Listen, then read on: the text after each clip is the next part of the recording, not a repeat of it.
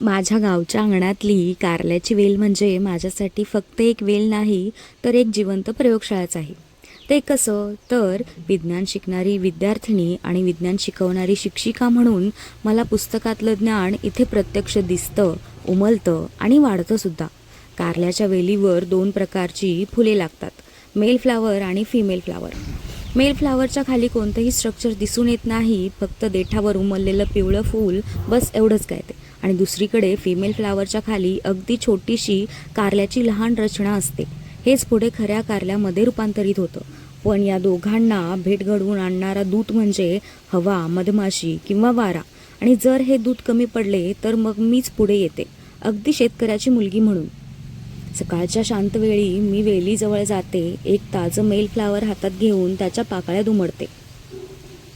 मग हे फिमेल फ्लावरच्या स्टिग्मावरती हलका स्पर्श घडवून आणते, जणू एका हाताने दिलेला आशीर्वादाचा शिक्कामोर्तबच. अगदी 2च दिवसात वेलीकडे गेले तर दृश्यच बदललं होतं. ज्या फिमेल फ्लावरला मी परागकण दिले होते ते फूल तर कोमेजलं होतं, पण खालील छोटंसं कारल्याचं बाळ मात्र जिवंत झाल्यासारखं भासत होतं. त्याने जणू सांगितलं, आता माझा नवीन प्रवास सुरू होतोय. आणि अखेर तो दिवसही उजाडला जेव्हा ते छोटं बाळासारखं कारलं आता मोठं टवटवीत झालं होतं. वेल जणू आनंदाने डोलत होती आणि माझ्या हातात खरंखुरं कारलं आलं होतं, भाजी करण्यासाठी तयार झालेलं.